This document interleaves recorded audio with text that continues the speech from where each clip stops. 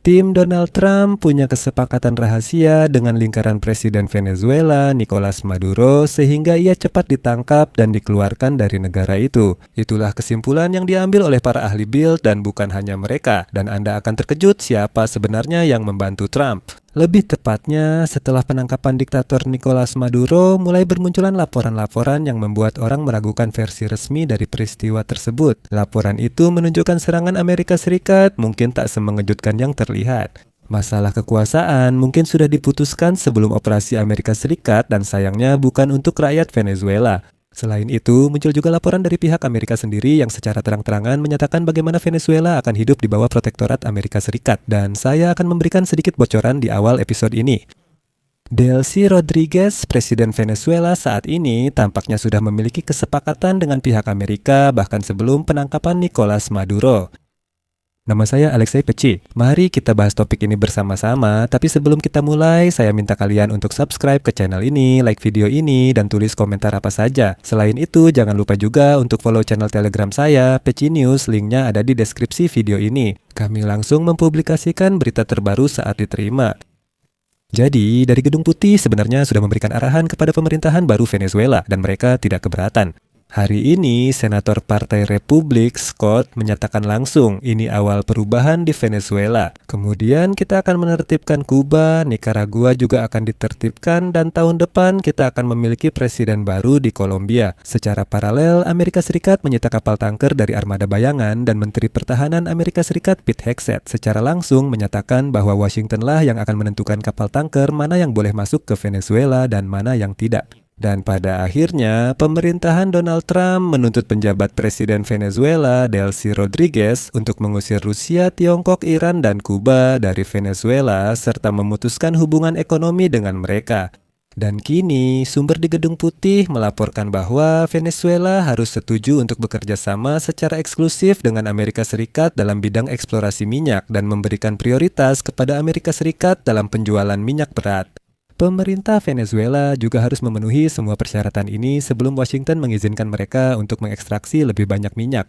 Dan kini surat kabar Bild menulis kutipannya, di pusat thriller politik di Venezuela adalah mantan wakil presiden dan presiden saat ini, Delcy Rodriguez. Dia segera mengambil alih kekuasaan. Setelah penangkapan, Maduro mendapat dukungan dari militer Venezuela dan membuat Amerika Serikat puas. Awalnya, setelah menuduh orang Amerika melakukan tindakan barbar, dia tiba-tiba menawarkan kerja sama kepada Presiden Amerika Serikat Donald Trump.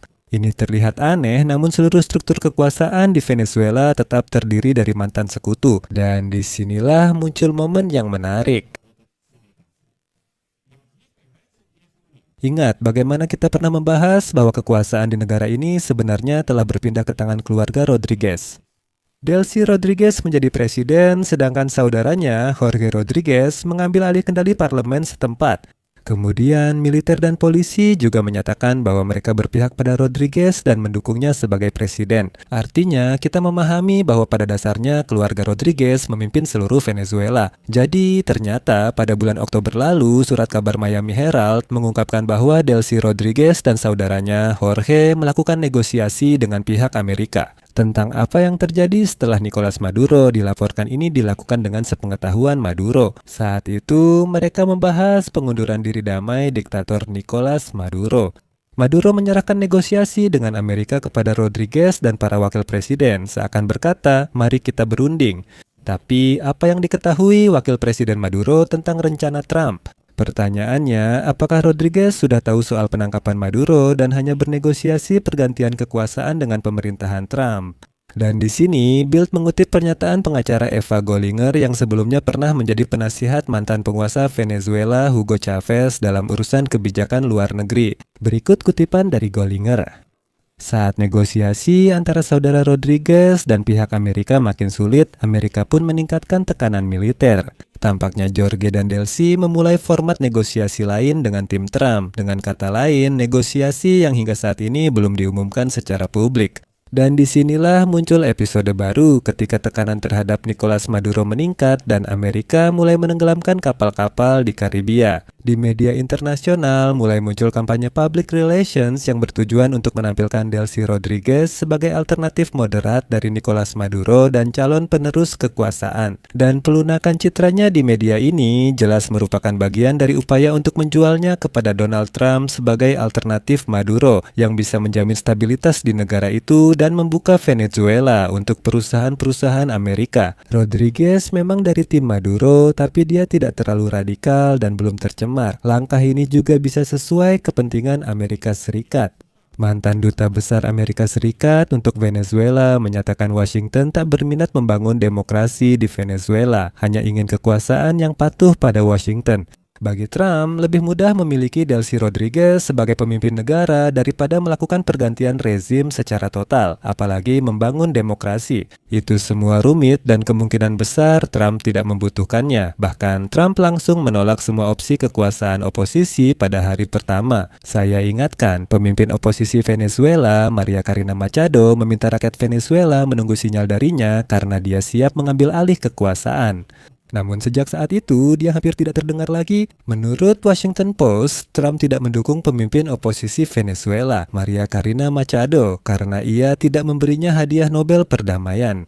Kemudian dia bahkan menyatakan bahwa dia siap memberikan penghargaan itu kepadanya, asalkan bisa masuk ke dalam kekuasaan. Dan begitulah. Sumber dari Washington Post yang dekat dengan Gedung Putih mengatakan bahwa Trump tidak ingin mendukung Machado karena keputusannya menerima hadiah Nobel perdamaian yang sebenarnya ingin didapatkan sendiri oleh pemimpin Amerika Serikat itu. Sebelumnya, Presiden Amerika Serikat menyatakan bahwa Machado, kutipannya, akan sangat sulit menjadi pemimpin dengan menekankan bahwa dia tidak memiliki dukungan atau rasa hormat di Venezuela. Dan sekarang, seluruh tim Machado benar-benar kebingungan. Menurut salah satu pemimpin oposisi Venezuela, komentar Presiden Amerika Serikat terasa berat bagi banyak anggota oposisi. Pada saat yang sama, dia mencatat bahwa dalam setiap masa transisi, orang harus menelan pil pahit.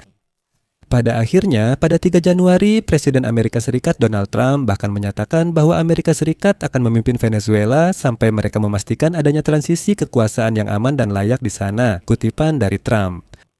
Kami akan mengelola negara ini sampai kami dapat memastikan transisi kekuasaan yang aman, layak, dan bijaksana. Kami tidak ingin campur tangan pihak lain agar situasinya tidak tetap seperti selama bertahun-tahun. Kini, oposisi khawatir Trump telah memilih orang lain. Setelah euforia awal atas pukulan terhadap Maduro, muncul ketidakpuasan karena Presiden Amerika Serikat tidak berupaya menggelar pemilu di Venezuela. Di kalangan oposisi, beberapa orang menafsirkan hal ini sebagai tanda adanya kesepakatan tertentu antara Amerika Serikat dengan rezim di Caracas.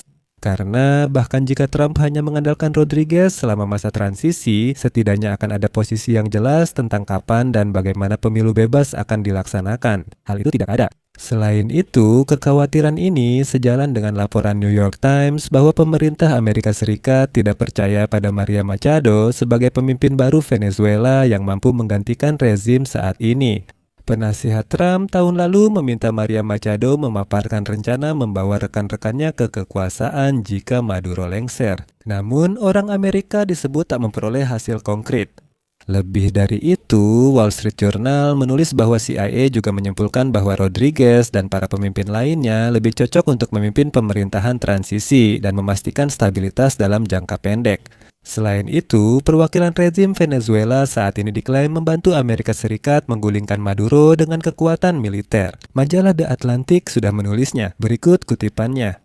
Jumlah korban Amerika yang sedikit menunjukkan bahwa Washington kemungkinan besar mendapat dukungan dari jajaran angkatan bersenjata Venezuela. Hal ini berkontribusi pada keberhasilan operasi yang tidak mungkin terjadi tanpa bantuan signifikan atau setidaknya tanpa perlawanan dengan keterlibatan sadar dari militer setempat. Namun, siapa yang bekerja sama dengan orang Amerika masih belum diketahui. Di sini saya akan berhenti sejenak. Tulis pendapat dan kesimpulan Anda di kolom komentar di bawah episode ini. Jangan lupa subscribe channel ini, tekan tombol lonceng dan beri like. Itu saja, jaga diri Anda. Sampai jumpa, lanjutannya menyusul.